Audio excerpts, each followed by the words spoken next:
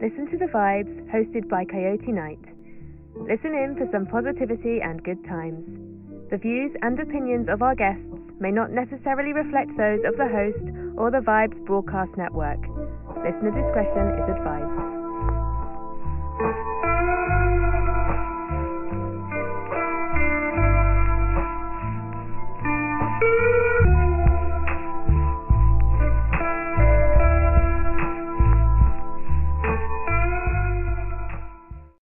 Well, thanks, Carl, for having me on the show. I'm going to show my age a little bit here. That I kind of got going in a time before there were dating apps. You know, I met my better half the old-fashioned way. So I've never been on the dating apps. But it's funny, you mentioned that podcast matchmaker app. When I was going through and looking at the different people, and I'm thinking, oh, that one looks all right. And I'm reading I felt like I was looking for a potential date on there. So, and then when you contacted me and said, and I got the little message that says, hey, the matchmaker apps, you know, there's someone who wants to talk to you. I was like, oh, this is great. So I feel like we're out on a date here, Kyle. I hope you're comfortable with that. Well, you remember the dating apps when we were kids, they were the little papers that you put on your fingers and you moved. Right.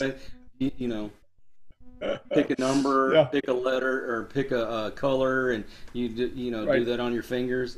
Or the ever famous, you write on a piece of paper, would you like to go out with me? Check yes or no. I didn't do that one. Maybe I would have got more dates if I had, but no. So anyway, glad to be here and chat with you. And I'm feeling very positive, and so this is good. Okay, so I got to hear your story, like where you were born, where you grew up, and how in the world did you make it all the way to Plano, Texas? Well, as you can tell, I'm not originally from, around here. I grew up in Alabama. No, I'm just kidding. I grew up in England, and so I lived there until I was in my late teens, and then I went to college. And while I was at college, I just got a bug to see the world, to travel, and see what was out there. And so once I graduated from college, I went and lived in Japan for a year and a half. And while I was in Japan, I met my wife, who is not Japanese. She is American. So I basically went all the way to Japan to meet an American. And that's how I ended up in this wonderful country over 20 years ago. And after I got here, I loved it so much. I knew I was going to stay here, and I actually was very proud and honored to become a U.S. citizen several years ago. So I guess you got me. You're stuck with me now. I'm here for good. We're glad to have you. Yeah. And so, but while I was growing up as a boy in England, that's how I got into magic. And what happened was, actually, before I ever saw a magician, I saw a con man on the streets scamming tourists. What happened was I went on a school field trip. And if you're a schoolboy in London, at some point you go on a field trip to the British Museum. Every school kid in England goes to the British Museum. They load you on the buses, or coaches as we call them, and take you down. Then you, with the classmates, get a tour of the museum. Mm-hmm. Well, I was on this bus as we pulled up outside the great building, and but I noticed something going on the street corner, and I was like, there's something interesting going on. I want to go. So I slipped away from I was only like 11, 12 years old, but I slipped away from my classmates, and I went down on my own, and I saw there was a guy, and he had a cardboard box, and on top of the box he had 3 playing cards, and he was mixing them up, and he was asking people to guess where was the queen. And it's an old game called the 3-card Monte. You've probably heard of it. And I hope you haven't played it, because if you have, you will probably, almost certainly, have lost money, because of course it's a con. Nobody wins except for the guy who's playing it. And I stood there as a boy and watched this guy clean up. He must have won $400 or $500 in about 10 minutes. And I thought, I want to learn how to do that. And so that started a lifetime, basically, of learning about deception. And very early on, I realized that rather than using this deceptive knowledge for illegal gain, I would rather go the other route and use it for entertainment purposes and put a smile on people's face. And so I've been a magician for most of my working life. So when you go to social gatherings and they find out you're a magician, is the first thing out of their mouths, will you do a trick for us? Well, it's funny. I really struggled with this early on. And there were a couple of times when I would maybe meet someone and get invited to a party, and you think, well, are they inviting me to the party just to be free entertainment, or do they actually, want to hang out? Mm-hmm. And so early in my career, once I became professional, I would let people know this is my job, and I get hired to do magic at events, and all my friends know that I never do magic for them. The other thing is, I have many magician friends, and some of these guys, they are magicians 24/7. Mm-hmm. They will show you a magic trick whether you want to see one or not. And I never wanted to be that guy that's like, oh, here comes James. Oh God, he's going to show us another card trick. So I basically went the other way. I don't do any stuff for anyone unless I'm being paid to entertain. And I heard a story once about a doctor who did the same thing. He said he got fed up of people. He'd go to a party and they'd find out he was a doctor, and immediately they would start asking him about all their aches and pains and bits and bobs. And so one time he was at a party, someone said, oh, I've got doc, I've got this pain in my back. What do you think it might be? And he said, oh, it could be this. And then the next morning he sent him a bill for $200. And after that, nobody ever asked him any questions at parties. So, but it's tough because sometimes people do want to see a trick. And yes, over the years, I've mellowed out a little bit now, and occasionally I'll show someone a little trick or something. But this is my job. And the other thing is, when I'm not working, I want to relax and just hang out like everyone else. So it's kind of like if you play the piano as a hobby, that's great. If you do it for a job, well, when you're not working, you probably don't want to play the piano so much anymore. You want to relax, yeah. Yeah. Well, do you want people to like you for just being James? It's true. Yeah. I have comedian friends that one of their pet peeves is they find out they're a comedian. Oh, tell me a joke. Tell us a joke. Yeah, they're not a dog. They don't do stuff on command. I mean, give the guy a break. You work a 9-to-5 job. If you worked at Walmart, I'm not going to say, hey, will you check out my groceries here for me while you're at my party? So it's the same thing. Yeah. So the interest in magic grew out of an early interest in cons and scams, but I always maintained that interest, and I've always been fascinated by when it comes down to cons and scams. Oftentimes it's a lot of psychology. Of course, there's often some sleight of hand in there that the magicians do, but there's a lot of psychology. And then several years ago, I wanted to build a speaking side to my business where I would go out and give talks. And what I discovered was the speakers that got booked the most were ones that had a book published on their topic. And so I got a book published. It's called The Con. And that was very interesting. I got an agent and a publisher, and they published the book. And so then I started doing a lot of speaking events as well with that. So magic as entertainment is a part of what I do. And then I also do a lot of magic schools where I go and for 600, 800 kids, give a presentation about an educational topic. But in order to get them to listen to what I'm saying, I do magic to keep them interested. And then I also do speaking events on the side as well. So I keep pretty busy. What actually made you decide, hey, I'm going to write a book? So I actually it's interesting. I used to live in Washington, D.C. So before I moved to Texas, when I first moved to America, we lived in Washington, D.C. We were there for about 10 years. And so I would meet a lot of interesting people at parties. I would get hired to perform at all sorts of wonderful places. I was very honored to perform at the White House a couple of times, and I performed for the vice president and all these senators. And so I'd meet all these people.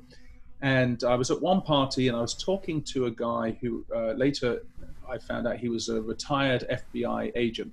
Oh, wow. And he was actually a pretty cool guy because do you remember there was a guy called the Unabomber who was running around and they couldn't find him? Yes. So this FBI agent, he was actually on the task force. He headed up the task force that eventually caught the Unabomber. So very successful FBI agent. And he was newly retired, took early retirement, and he was trying to get speaking gigs. Mm-hmm. And he told me, he said, you know, it's very funny. He said, I had all this experience with the FBI. I basically caught the Unabomber. I could not book any speaking gigs. He said, and then someone told me I needed to write a book. He said, so I wrote a book and I got it published. And he said, the next day I started booking speaking gigs. He said, until I had a book, they didn't consider me an expert. But once you have a book published, then they consider you an expert. And then, so I was kind of thinking about doing these speaking events on cons and scams and identity theft. And so I realized I needed to get a book published, and I did. And he was right. Now, this might be a stupid question, but when you There's no stupid questions. Oh, you know, I can find a way. Believe me, I can find a way. No, but whenever you're doing your speaking engagements, is it like a different preparation than when you're performing on stage? Is there like a different kind of like, oh, I'm a little scared to get on the stage to do this, or? Well, I don't know if I get scared. I guess anytime you're doing something for the first time, you're a little bit more nervous about it. And I guess the first few speaking events I did, I maybe was a little bit more nervous. But basically, the goal is the same, right? To entertain your audience, because it doesn't matter how good your information is, how useful your information is going to be to people. Unless they're being entertained by you, they're not going to pay attention and they're not going to listen. And you have probably noticed this as a master podcast host. You probably have had guests on your podcast who have amazing information to share, but my gosh, they're dull as ditch water, and they're just droning on, and your audience is falling asleep, and you're struggling to make it interesting for the, and just it only takes a few tweaks to make something a little bit more interesting and entertaining, and then suddenly people are going to pay attention, but they're also going to retain and learn the information. And so what I do with my speaking events is I'll use magic and deception and kind of the entertaining side of what I do, both to keep their interest, but also to provide a little mental hook so that they will remember the information that I'm sharing with them. So for example, in one of my presentations I do about cons and scams, and I talk about how con men will get information from you and steal your money from you, and what I do is I actually have two people on stage, and they both have a wallet, and I actually take out money from one person's wallet and put it in the other person's wallet without either of them knowing it's happened. So the guy counts his money, he's got $20 in his wallet, the other guy's got $20 in his wallet, they're holding on to their wallets, and then I do my little magic move, say abracadabra, and now he's got $5 and he's got the other guy's $15. So it's, but what that does is they remember that happening, but they also remember the lessons I teach about, keeping hold of your information and not letting it out of your sight. So for me, it's fun because it's a bit of a challenge. You have the information you want to share with the audience, and then it's kind of like me putting together the puzzle and figuring out how I can make this interesting to the audience. So you got the bond game going right there, like you said, with the money. Now I'm going to ask you this because being a part of the paranormal world that I am, I deal with psychics and mediums. Now I've dealt with some that they've come up with stuff there's absolutely no way they could have known before I got it. But is there a trick to it, or are these people actually have abilities? So here's my challenge, or here's what I've got to be aware of right now. When we start discussing these kind of issues, I have to be aware that the person I'm talking with has a belief system already in place, particularly, maybe not so much this exact topic, but particularly when you're talking about religion, for example, people have a very strong religious belief. And it's not my position to tell that person everything you believe is wrong, okay? Right. Here's what I will say to you. I have experienced experience of many psychics and people who say they're psychic and or have some kind of psychic powers, and I have yet to find one who could actually demonstrate those psychic powers under test conditions. Now, I know many of your listeners will be familiar with people like James Randi and the Randi Foundation, and there's also, you know, people have their own opinions of him. And there is the counter side to this, that we are not dealing with scientific abilities or things that obey scientific law, so you can't test them as such. I guess where I come from as well is I try and keep an open mind. But when you know so well, there are so many ways in which you can use just plain old sleight of hand or plain old psychological principles to achieve those effects of knowing something that he couldn't possibly have known. You know, I'll give you an example. There are two people in this world right now who think I am Jesus, or they think I have some kind of mystical powers, which I do not, because here's what happened. Early in my career, I was working in a restaurant. I had a restaurant job. I would go from table to table and do magic tricks, Dave and Buster's in Maryland. And one evening after my 2-hour shift of doing card tricks, I went outside, and there was, at that time I didn't have a car, and there was a shuttle bus that took you from the shopping mall where the Dave and Buster's was back to the train station, and I was going to get the train back. So I'm there waiting at there's a bench there waiting for the shuttle bus, and there were a young couple that had a few drinks that night, and we get chatting while we're waiting for the bus, and they say, so what you been doing? I say, I'm the magician at Dave and Buster's. Oh, we love magic, show us a trick. So I go, okay. So I had my deck of cards I've been using all night. I pull out the cards and I say to the woman, pick a card. So she has a free choice, picks any one of those cards, right? She takes a card, she looks at the card, every bit of color drops out of her face. She went white as a sheet. Her hand starts shaking. She looked at me. She showed the card to her boyfriend. She looked back at it and she said, how did you know? How did you know? And she showed me the card, and on that card was a name, I don't know, Karen, and it was her name. She said, so the card she'd taken out actually had her name written on it.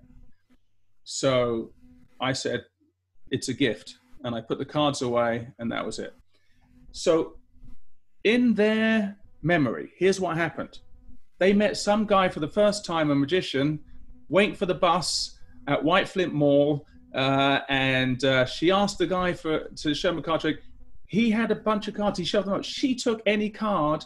That card had her name on it. She hadn't even told him the name. He had no idea what the name was. They'd never met before. How on earth could he have done that? Impossible. I bet that story gets better every time they tell it. Well, here's what happened. That night at Dave & Buster's, I've been going from table to table. Every table I go to, I say, pick a card. And the person at that table picks a card and writes their name on the card. And then I do a magic trick and I find their card. Sometimes it's in my pocket or my wallet. Sometimes it's under their plate. But anyway, I find the card that they wrote their name on. Over the evening, I end up with 30 names written on the cards, all different names. Mm-hmm. And one of those names must have been Karen. And by absolute coincidence, when I was standing waiting for the bus and that couple asked me to show them a card trick and I held out the cards, she just happened to take the one card that had her name written on it, Karen. It's the greatest magic trick I will ever do in my life. I will never be able to repeat that trick ever again. So, every time there's an unexplained mystery, in my mind, it's just simply that we can't explain it right now. And that there is an explanation right out there for it somehow, but we just don't. Now, again, keep an open mind. It may be that there is supernatural. It may be that people have psychic powers. But knowing the tricks that are out there, it's hard for me to say I can join that belief system, because I haven't yet, I would have to make a jump, which I'm not quite capable of doing. The other thing I have to tell you, Kyle, is in studying cons and scams my entire life and having written a book on the subject. And this is one thing I'm quite passionate about. Okay, so I'm going to separate this now from the genuine people who may believe in psychics and would never harm a person in their life. There is a whole other category of these psychics who are out and out con merchants. And their only mission in life is to separate your much needed money from your pocket and put it in theirs. And most of the times when you see, or when one of your listeners see the neon sign, come get your fortunes, and the actual storefront psychics, please, please, please be very careful, because, you know, almost every single one of those that I've seen, researched, they are operated by scam artists. Very often, there'll be one or two families in each area that run all of them.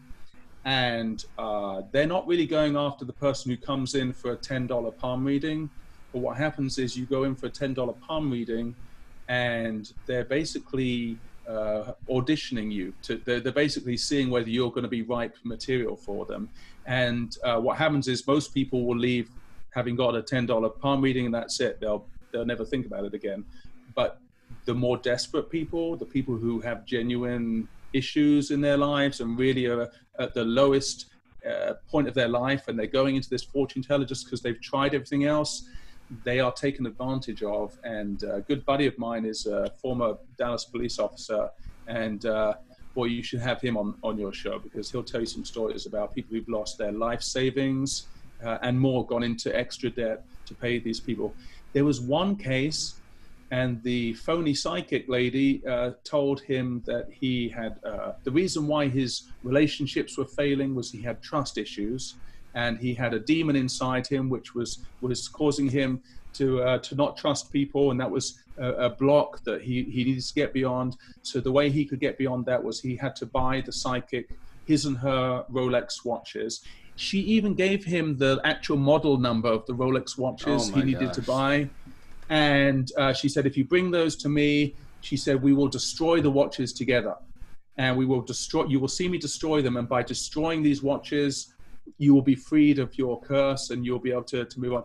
And of course, she did an old move that magicians call a handkerchief switch, switched out those Rolexes for, you know, a bunch of broken watches. And he saw her hammer these watches, which, you know, meanwhile, the watches are in her little bag ready to be worn as soon as he's left the room. So it's hard for me to go along with the psychics. You know, when I hear these stories, there may well be the genuine ones out there, but it's. Well, I've always been a skeptic. Yeah. You know, I've never believed anything like that. You know, I always knew magicians. There was always a trick to it. You know, I should have learned the tricks myself, but I'd be terrible at it because I'd tell everybody what the trick was. You know, Carl, sometimes that is the hardest part, because sometimes the method to the trick is so cool that I want to tell you what it is. And there's some, like, for example, if you pick a card and I find it, well, I've just picked it, but the work that has gone involved to me finding that card and then putting it here over here sometimes is better than the trick itself. And I'm like, I wish I could show you all that stuff, because that's even more fun. Right. But from your point of view, you're not supposed to see how it happens, and so you don't get to see it. Well, my problem was with, like, the magicians that I see on television and the psychics and all that stuff. To me, there was always plants out in the audience. And, you know, oh, I've just made the Statue of Liberty disappear.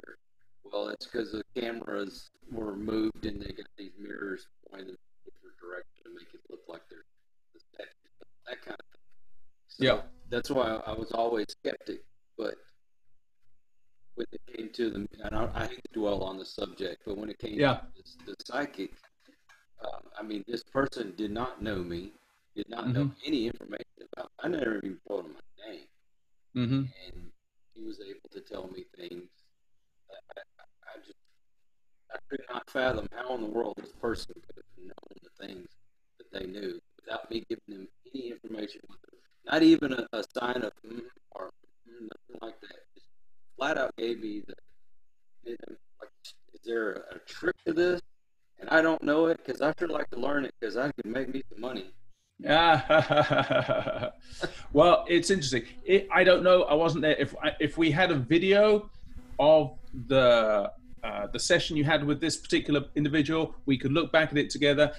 The other thing I would tell you is the human memory is notoriously crap, and they've shown this in trials where they have 5 witnesses all see the identical thing, and they all have a completely different version of what they saw. You know, they saw the guy run out the bank.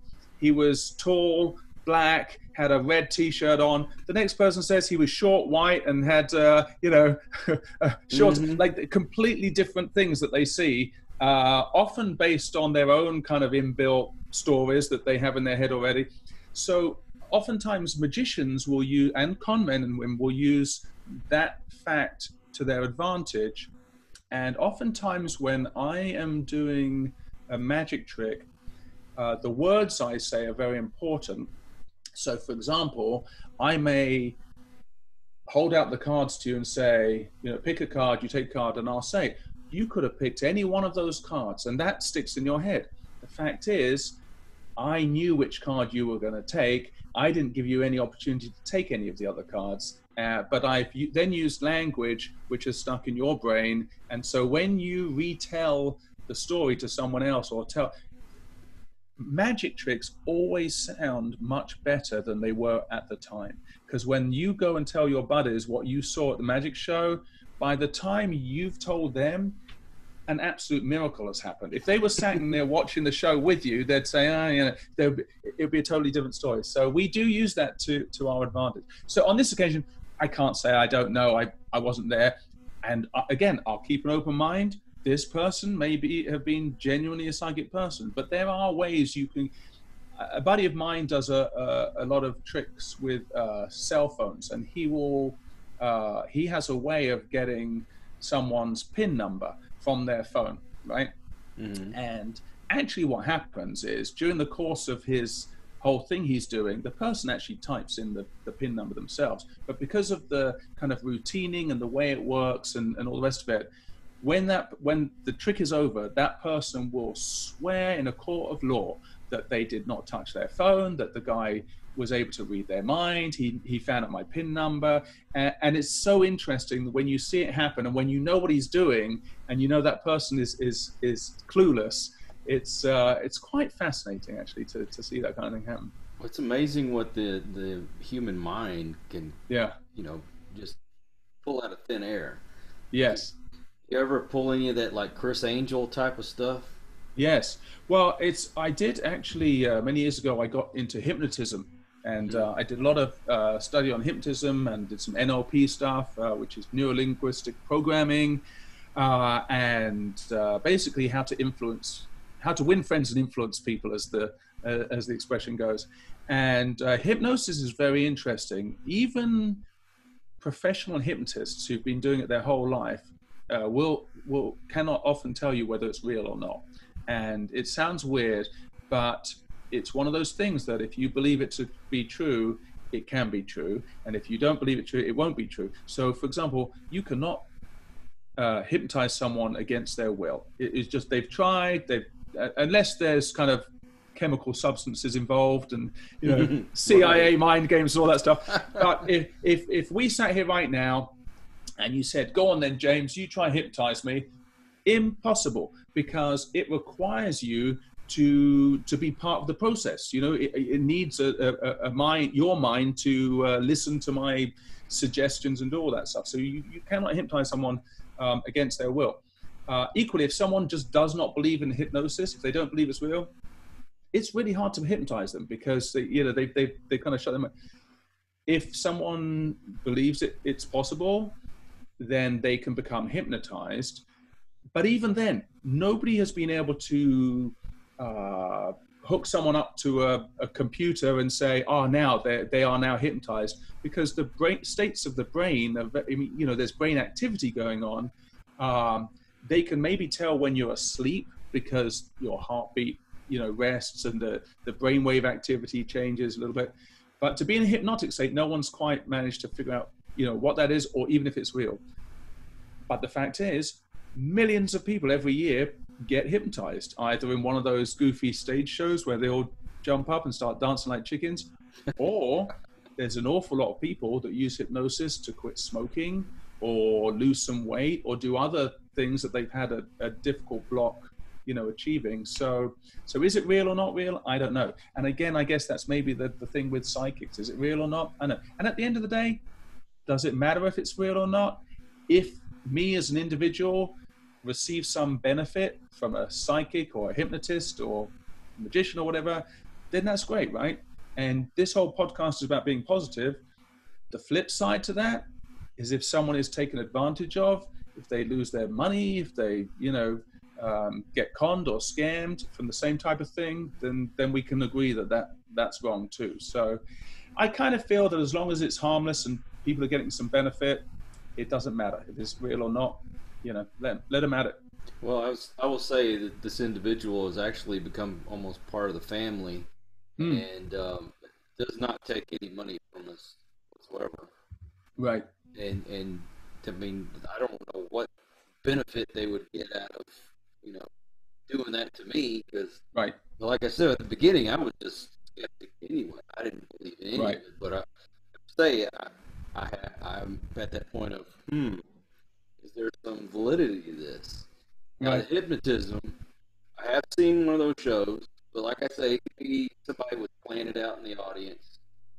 Some Joe Blow that you would never suspect was becoming hypnotized on stage. Well, now those hypnosis shows, you don't need to have plants. It's not hard to do. When you see a hypnosis, you don't usually see hypnosis shows on TV, and I think there's certain broadcasting laws against putting on TV. I mean, it's ridiculous, but I think they were concerned that, people would watch TV and all get hypnotized at home. But if you go to like a comedy club and watch a hypnotist, I've been to many of them. That's all real. Those people are willingly getting up on stage and doing what they do, because I've been to some hypnotism shows where the guy has come back the year later, and this year wasn't as good as last year just because he didn't have as good people get up there and do their thing. I mean, it was okay.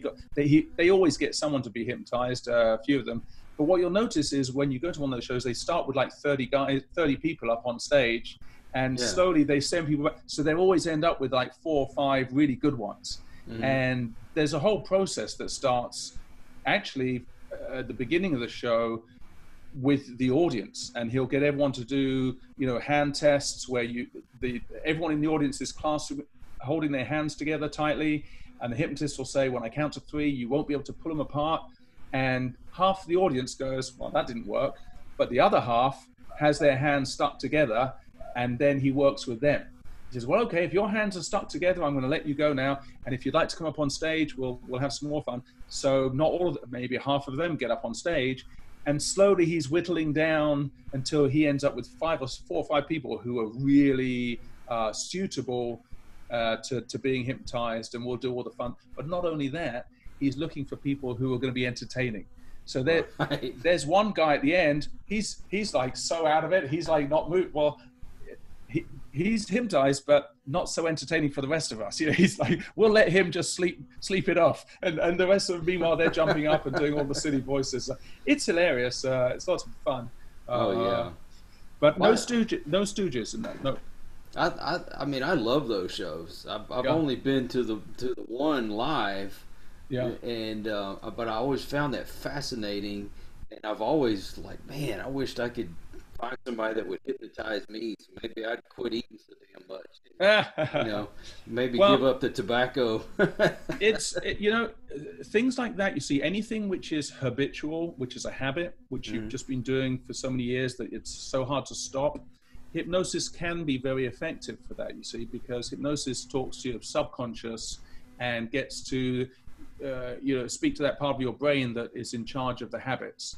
And it's amazing how much of our lives are controlled by the subconscious.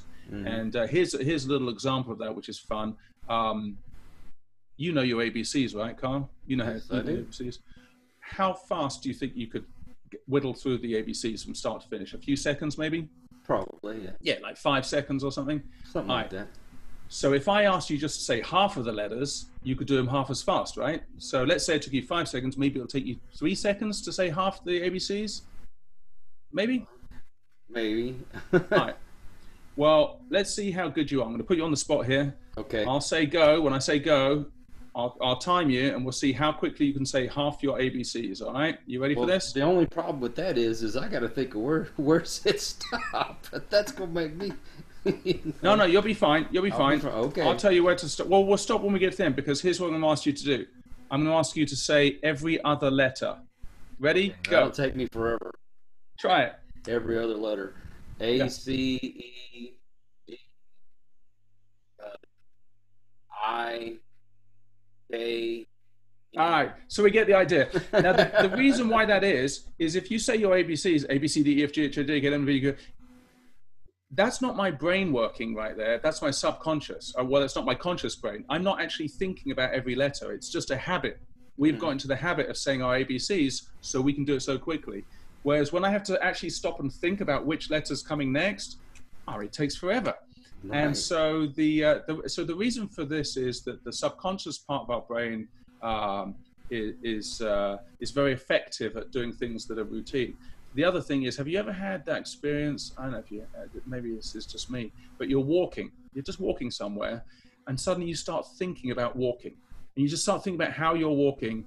You turn into like a Monty Python, like your legs don't move anymore. You're stumbling all over the place, because when you start thinking about something that you do every day, well, here's a really dangerous thing to do, especially with the COVID. They've been talking about breathing and stuff, and you're reading an article about breathing, and you start thinking about your breathing, and the moment you start thinking about it, you're like, oh my gosh, I can't take it. Once you start thinking about all these functions, everything takes longer. You're worse at it, and all the rest of it. So, yeah. So the point is that. Let me ask you something real quick. Is that one of the reasons why it's difficult for me to sleep at night? Because I'm thinking so hard about sleeping? That's the worst thing to do. If you're trying to go to sleep and you start thinking about not being able to go to sleep, that's the worst. One tip is, of course, don't have caffeinated drinks like within 3 hours. I just saw you have a soda there. Don't have any of those before you go to bed. Oh, yeah. But the other thing is, the other thing is, and here's a little tip that I've told kids actually who are stressed about exams, is if you start from 100 and count backwards with each breath. So 100, 99, 98, 97. And if you forget to count or you mess up, you've got to go all the way back to 100 and start again, and go back down.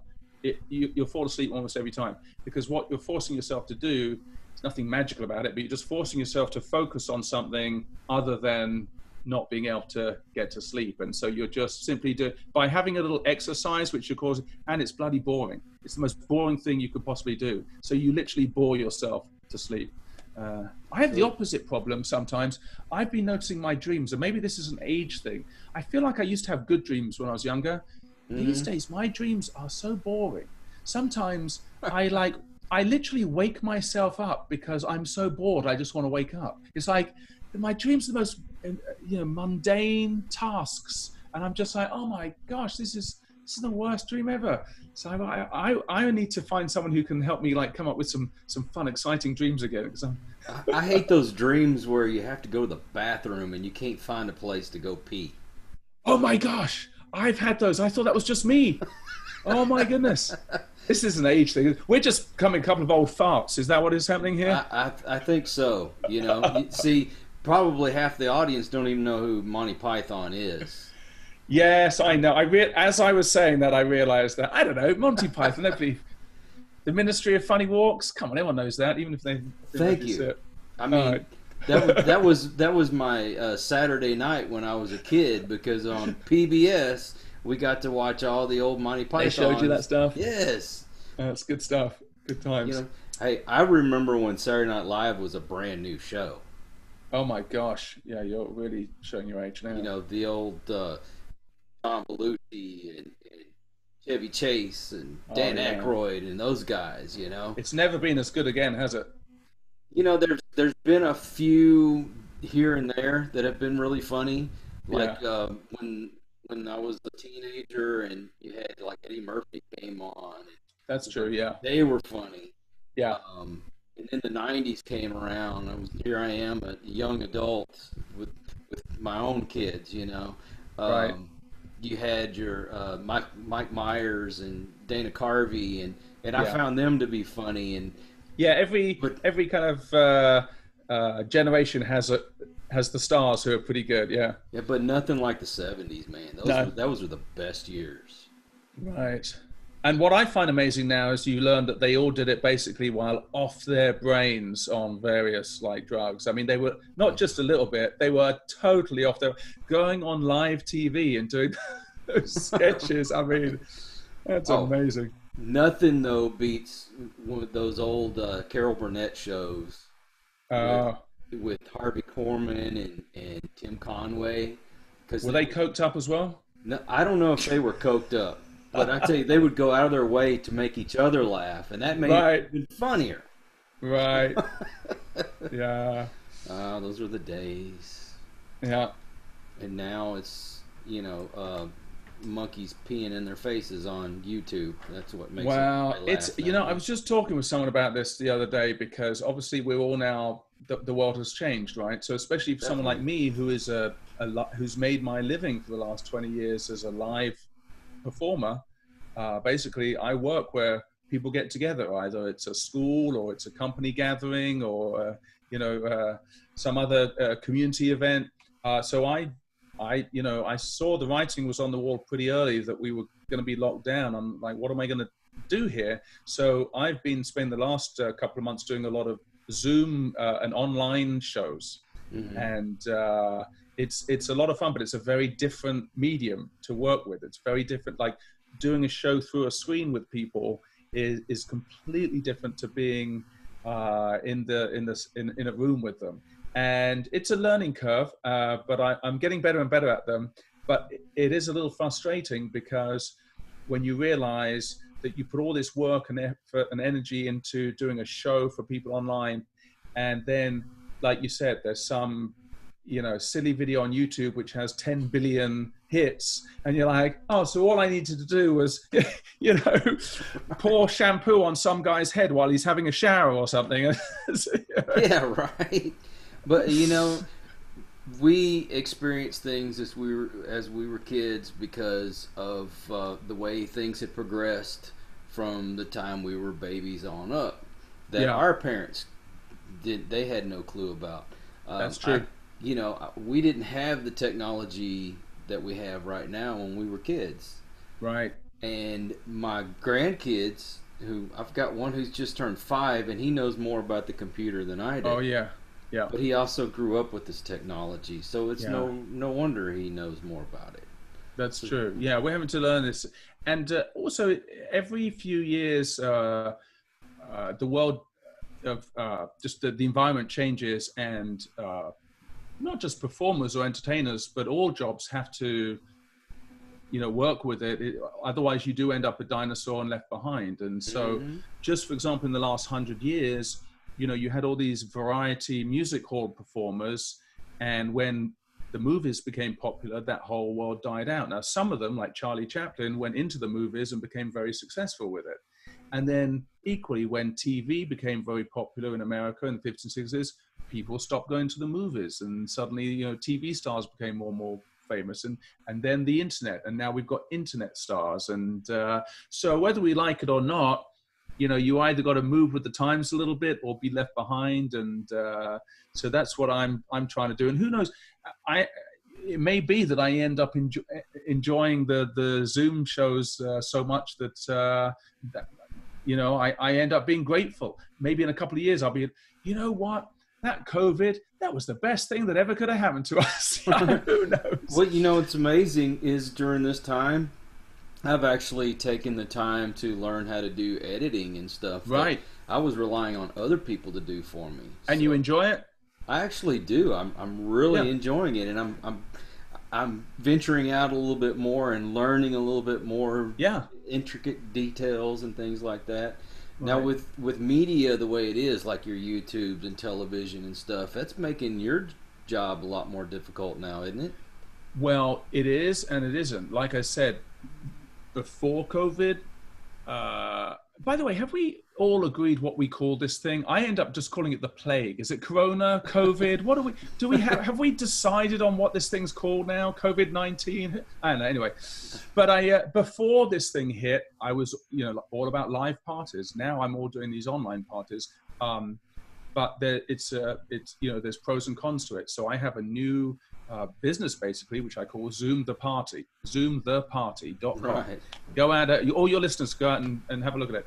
And basically I have a bunch of entertainers, and if you want to do a fun birthday party for your kids, no one's going to come to your home. Other kids aren't going to come out. So we all get on Zoom. We host the party for you. You can have a magician, you can have a musician, you can have a princess party, whatever you want. And we Zoom it in. So everyone joins on Zoom. Here's what's really cool about it. We've been doing parties, and afterwards the parents have said, you know what, this is one of the best parties we had. We have family other side of the world who never have been able to come to our parties because they live in, Brazil or Europe. And they joined the party and they were involved, and they loved being able to see, their grandson, celebrate his 5th birthday party. Right. And the other benefit of this is that, I live in Texas. If I for the last... That's a benefit in itself. Well, living, of course, that's a benefit. But also, most of my shows have been in Texas. I have been traveling to a few other states to do my shows, but most of it is in Texas. But you know what? I do a show in Austin. Well, that's a 5-hour drive. I'm probably going to stay overnight. That's, ends up being a 2-day thing just to do my hour show. Now I get up, I turn on the computer, I can do 5 shows in a day, all from my living room. And so I don't have all the other rigmarole that goes with it. So there are definitely some benefits to this new world that we're living in. And I feel like, I see the green shoots. I see, we're getting on the other side of it in some areas. I am a little wary about everyone just rushing out again as if it never happened, because it's obviously still out there and there's still a risk. And I'm definitely on the side of people that are going to kind of go a little slow as we get back out there. And I bloody wear my mask when I go to the grocery store. I don't understand all these people who are like, freedom to not wear masks. I mean, don't wear a mask if you don't want to. I don't care, I want to know why I got in trouble for wearing a mask to the bank 6 months ago. Well, I don't think it was the mask. It was the gun you had in your hand. That was that was the real issue. Yeah. Another aspect of the media, social media, YouTube, and television, yada, yada, yada. Yeah. This aspect of it, according to your profession, and pardon me for stumbling over my words here, but I want to say this the right way. Yeah. They come out with these videos on how to do this trick and how to do that trick, or they want to expose you. Like, I know you've seen those shows on television where, the masked magician is going to expose how this trick is done. That's making your profession a lot more difficult to do, correct? Well, so that's Is it keeping you on your toes? It was a good question. No, it's not that so much. I'll tell you one thing. When those masked magician shows came out, the next day my phone was ringing off the hook. People wanted to book a magic show because, they saw the magic on TV. They're like, let's get a magician for our next event. So that doesn't bother me so much. The one thing that does bother me sometimes is the tone of the way it's done. So, for example, if it's like some, well-meaning guy showing you how to do a few card tricks on YouTube so you can learn a few, I've got no problem with that. But the problem with those masked magician shows was the tone was like, he thinks you're idiots. Look what he's doing. Mm-hmm. And then they would show you how it's done. And the thing is, it was like trying to make out the magician to be a jerk. And like, when actually, as I said way back at the beginning of this, the main goal for me is for you to have fun and have an entertaining time and say, hey, we had a good night tonight. We went out, we had a drink, we had a nice meal, we saw this magician, he did some cool magic. It's not like, wanting to turn you into an idiot. And so I don't like it when it's presented in a negative way. The other thing is, and I'm kind of not a big fan of all these America's Got Talent shows and all these, because what happens is everything now is done as a contest. And so, you know, you have those 4 judges sitting there watching. There's always the mean one, and there's the the poor guy comes up who's like spent a lifetime learning, you know, the tricks of the trade, not just magic. The girl who's going to sing her little heart out, and you know, or the guy that's doing you know, whatever he's doing, and they judge them and they say, oh, we didn't like this, we didn't like that. It's like, well, who the hell are you? You know what? This person's got up, they've made an effort to, and I know it's all part of the show and everything, but I did start noticing a little bit, and it was mainly at the adult gigs that I would do, the corporate holiday party. There'd be a couple of people that would think they were like judges on America's Got Talent. You're just doing your tricks, you're trying to have a bit of fun, and they're like, well, yeah, I think I caught that. I think I know how you did that one. And it's like, it just kind of ruins the flow of it all, you know? It's they missed the point. Yeah, right. The point is not for you to, well, kind of the point is, I guess if you think about it, yeah, the magic has failed on one element if you can figure out how it's done. So part of the point is for me to do something where you don't know how it's done. But the real point of it is for you to have some fun. And also the other thing I like, especially when I'm doing a company holiday party, for example, and you've got a bunch of stuffy business executives whose whole life is about being stuffy and, you know, telling people what to do. And you have the company president up there, and you go and do a few tricks for them, and suddenly everyone's laughing like a bunch of kids. And I have this if we talk about beliefs and religious beliefs, basically my only religious belief is that we all have a kid inside us still. It doesn't matter how old we were. And one of the problems is our society tends to beat that kid down. And like every time that goofy kid tries to come out, we're like, well, you know, you're being immature. Behave your age, you know, stop doing that, you know, be sensible. And I think it's important sometimes to get that let that goofy kid out. Yes. You know, when we were kids, and I performed, do a lot of performing for kids. When you're with kids who are like between the ages of 5 and 8, it's one of the best sounds in all of the world is that sound of a kid laughing without any inhibition, where they find something funny. They literally spit all over they cannot keep that laughter inside. That kind of that guttural, deep laugh that just comes out of them. It's my drug of choice. I mean, when I hear that is, you know, all the drug I need, because that is a life force right there. And you know, it happens less and less as we get older that we just have that. But every now and then it happens. You might be watching a movie where you're just like, and the laughter comes out and you're crying with laughter. You can't control it. It's the best thing ever. And I tell you what, you know, we're talking about being positive in this world of COVID, corona virus, whatever we're calling it. You know, having a good laugh makes everything else seem better. So that's my reason for being. And that if I can pass on a little bit of laughter, then I'm a happy man. Amen to that, brother. Gosh.